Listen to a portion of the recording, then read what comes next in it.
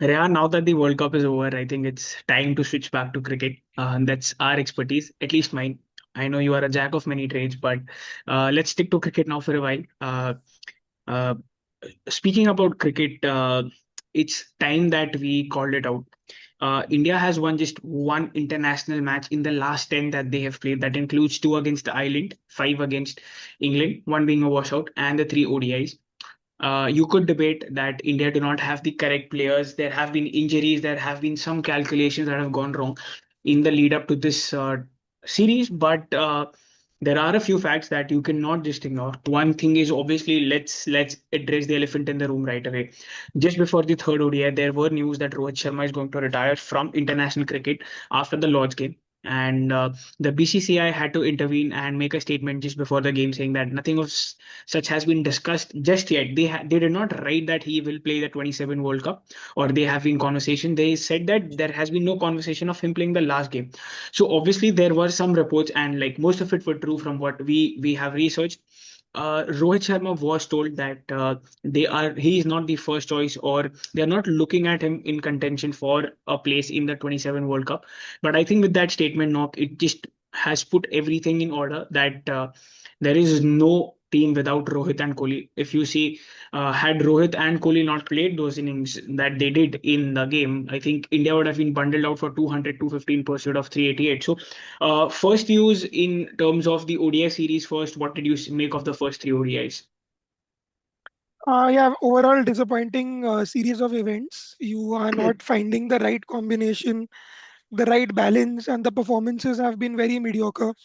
Uh, if you look at the ODIs, there was one victory, but that was one of, probably a bad day for English cricket. Otherwise, it would have been a clean sweep there as well. First ODI, I believe, is the one that we defeated England.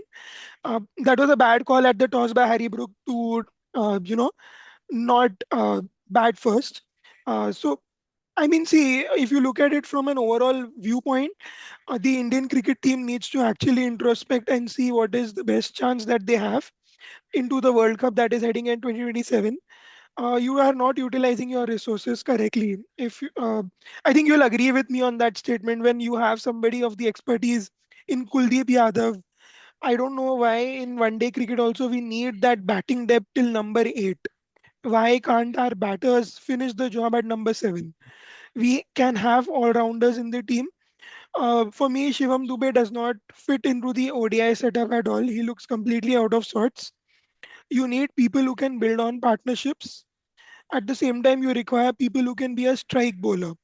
I don't know what's going to happen with Mohammad Siraj now. What's his ODI future? Was it just a rest or have they moved forward from him? Because you see Gurnoor Brar getting a lot of praise, lot of heat.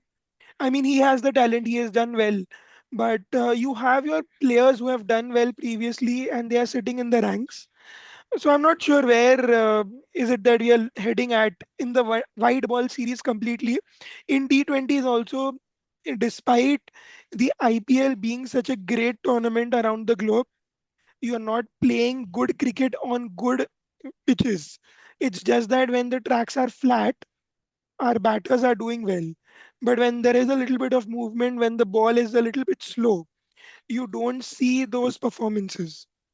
We'll come to the T20 in just a bit, but I would like to point out a couple of things that you correctly mentioned. One is obviously the resting of Kuldeep Yadav. It's like he's been taken for a vacation and he comes back without playing. So I agree with you. I just don't agree on one point. That is, I think you need to have batting at number 8 just because of India's dwindling middle order returns. You see with KL Rahul, you see with Shreyas Iyer, there is lack of consistency, if we can use that term.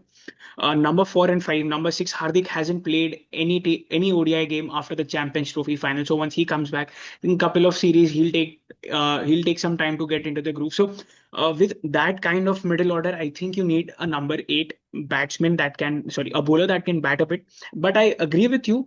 When you do not have that, there is no sense of playing a fast bowler that even does not bat. You need to have that mystery as an X factor player in the playing 11. When you have Jasprit Bumrah, there's no sense of not playing Kuldeep Yadav along with Jasprit Bumrah just because you have Bumrah.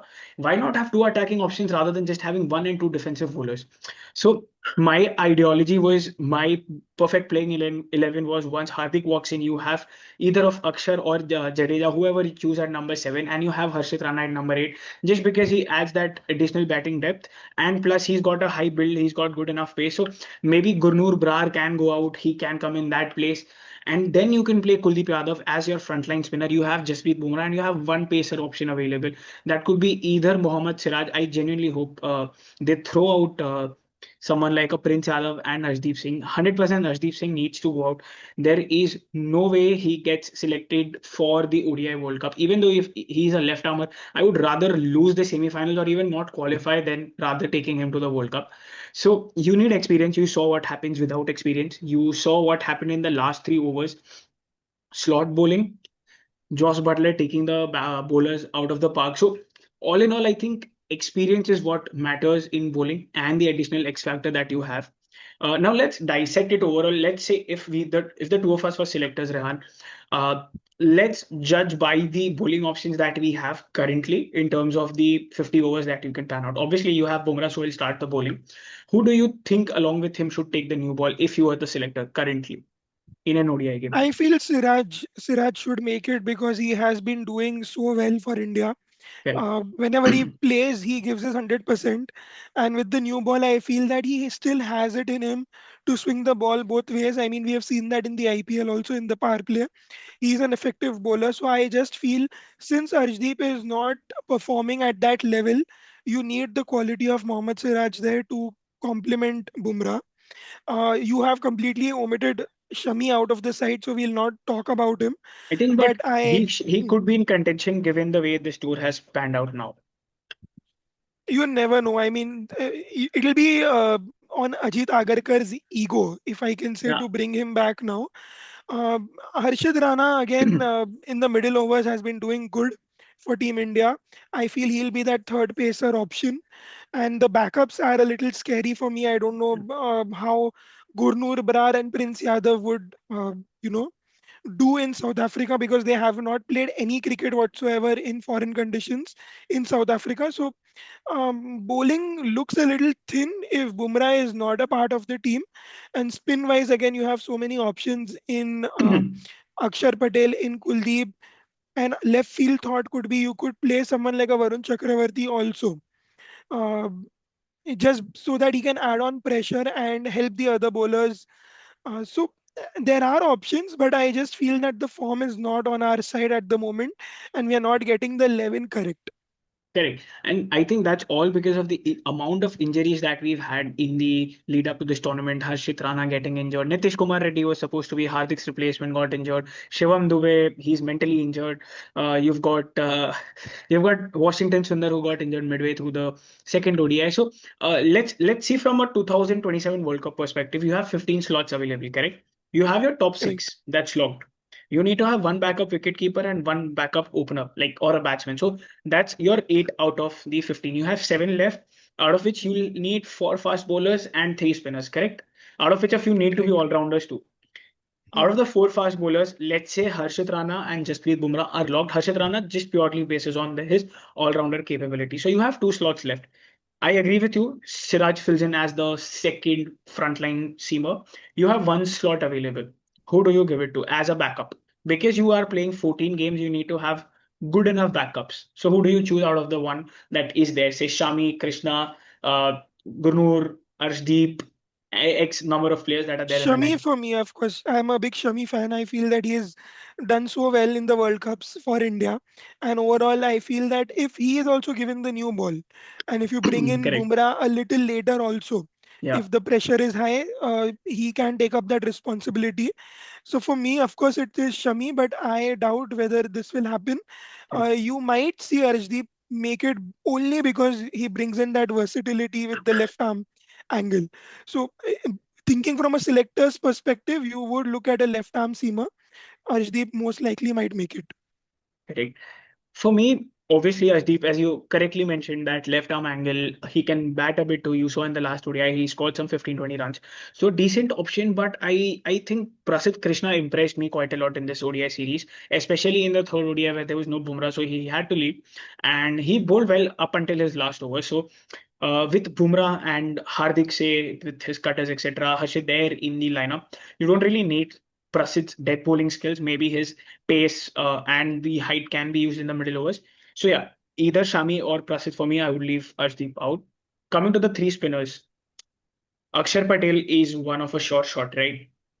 There are Right. two other spinners. One would be Kuldeep. Yeah, 100%. Kuldeep Yadav for me, Third without spinner. any doubt. Yeah, that's a debate. I don't know how well Jadeja is doing at the moment. Is he good enough for a 10 over bowler, or are you looking at him to bowl 5 and 6 overs here and there and mix it up with Hardik to make a complete fifth bowler? Or if you're looking at a complete out and out spinner, then I would actually look at someone like a Varun Chakravarti, not even Ravi Bishnoi. I feel that Varun Chakravarti has more varieties, and his ability to contain runs is something that the other spinners don't have. I'll not even pick Washington Sundar. He's injury prone. For some reason, he has the injury of a fast bowler. He gets injured here and there, and he's more of a batter rather than a bowler. So I I'll pick him. I would agree. Either of Varun, Washington, or Jadeja would get the nod, in my opinion. But we are yet to see Jadeja making an ODI comeback. He got 6 games against South Africa and New Zealand earlier this year, and he failed to leave a mark. So don't blame him. Obviously, you have Akshar, who's a much better batsman at number 5 in case you need a lefty. Because in case Rohit opens with Gill, you have the top 4 stacked up as righty. So you need someone to break up that. And no one better than Akshar. He did in the Champions Trophy final too. So yeah, that's the squad. I think pretty much spoken about the bowling. Moving to the batting before he moves to the T20, just a quick overview. Rohit Kohli, obviously, stalwarts of Indian cricket, scoring runs. What did you make up of the rest of the batsmen, including the captain, and who do you think will be the two backups for the World Cup? Yeah, I think Shubman Gill also looked in good nick. England is his favorite hunting ground. He has scored so many runs there, so full marks to him. I don't like KL Rahul in that middle order. I just feel that he has not lived up to the name and to his potential. Actually, he's a far more better player, but I feel that number 5 is not his place. I don't see him play in that World Cup if his form continues to be in this form. And you could see someone like a Rishabh Pant, maybe, for all you know. I know Rishabh Pant, you might laugh at his name because he's not done well in the IPL. He's looked out of place. I feel that he will bring in that X factor in this batting lineup because it is looking too one dimensional when you have Kohli, Yeah. Shreyas, and Hardik, all the right handers there in the middle order. You need one left hander in the middle to break that jinx. Akshar Patel is a good batter, but if you're talking about one days, you need partnerships. Yeah. I just feel that Pant might be that player for Team India. Shreyas Iyer again did try his best, score a few runs, and see he'll do well. I'm certain about him. I'm not sure how Yashasvi Jaiswal as the backup opener will be. Let's hope that if he gets a game, he does well. But apart from that, the batting looks okay. I'm not too worried about the batting because you have experience there. And what about Ishan Kishan as a backup wicketkeeper in place of Rishabh if he doesn't play well? Yeah, I think Ishan Kishan deserves a chance. He's I mean, done he's very well in the. getting a lot of chances, but he's not reflected in his Hmm. Indian performances yet. For his IPL franchise, obviously, he's been a standout player this season. But I think after the IPL, it's just been a sort of downhill for him in Indian colors. Yeah, I agree with you. He has not scored those many runs as you expected him to do. I believe it was the New Zealand series before the World Cup where he did well and Yeah. he got selected into the team. Yep. So he will want to, replicate those performances. But yeah, as a backup, if you ask me, he certainly would be the number one choice because, again, a left-hander aggressive option. I'm not sure whether he'll be able to take that responsibility at number 5 Yeah. because now he's changed his game and become a primarily top order player. But yeah, as a backup, I definitely see him. Great. Now moving on to the T20Is.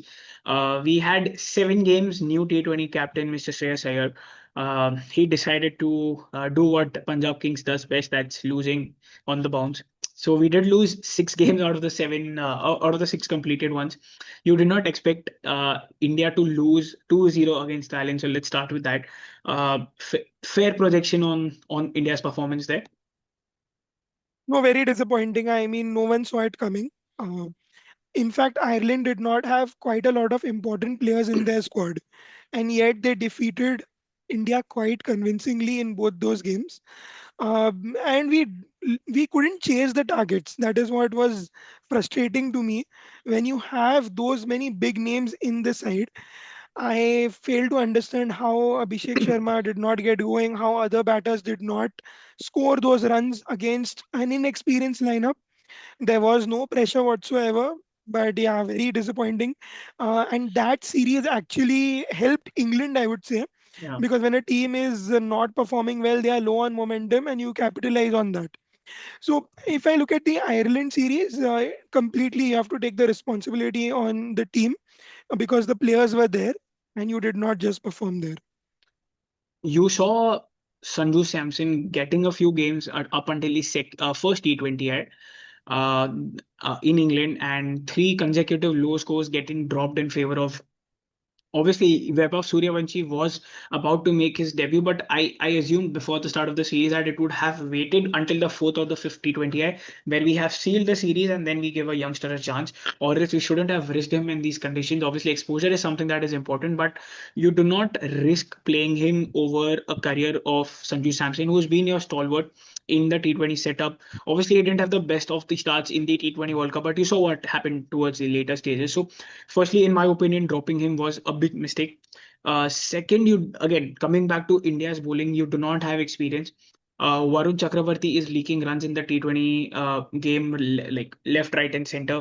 There's no wicket taking option. I don't know why Kuldeep Yadav isn't selected.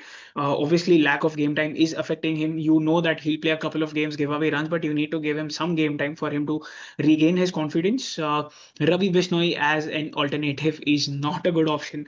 Him giving away those 26 runs, bowling no balls was obviously the cause of the defeat in the second T20I versus England. Uh, India's lead bowler, Arshdeep Singh, I think he's somewhere phased out in the T20 scheme of things. Not the same Arshdeep Singh that had come in 21-22. So I think there, where when Bumrah is not playing, I think with the Asian Games coming up, Bumrah is expected to come back. But without Bumrah, I think there is again, as in the ODI setup, there's lack of experience and there's lack of an X factor to pick up wickets. Where I think someone like a Bhuvneshwar Kumar who's performed outstandingly well in the IPL needs to come in. Because obviously he cannot bowl 10 overs. His fitness does not permit him to do that. So you won't consider him for the ODIs. But obviously the next T20 World Cup is in Australia and New Zealand. And if you go with this bowling lineup, man, you are not even going to qualify to the semis. These are not flat pitches in India. Yeah, I agree with you. And if you wanted to play Bhuvi, these were the best conditions. You could have Perfect. made a game out of it. But the most frustrating part for me, Naman, was the post-match, Yeah, conversations I understand. With where Shreyas. which race where the things are getting repetitive and you keep on saying the same narrative over and over again that it's a transitioning side. I completely disagree to that. Transition happens when six A seven captain players gets are changed. new. Yeah, transition doesn't happen when a captain changes because Yeah, the most of the team, 90% of the team was the same. yeah. So I don't know what changed completely with the arrival of Shreyas Iyer. In fact, the team would have been more strong because Shreyas' batting Correct. uh, is better than Surya, of course. Yep. So I did not make any sense of those comments, and the performances were very, very poor.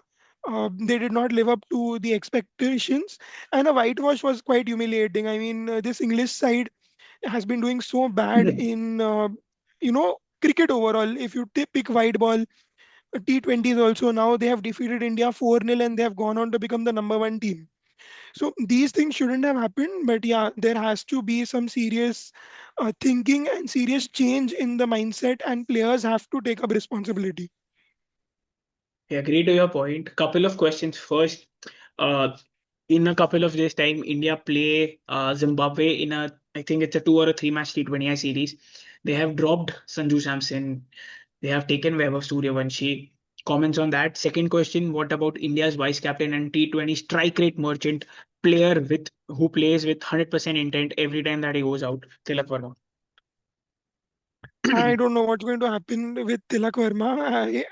If he wants to, prove a point and come to the World Cup squad, I think that is his best opportunity to do so. That the ODI He World can. Cup squad.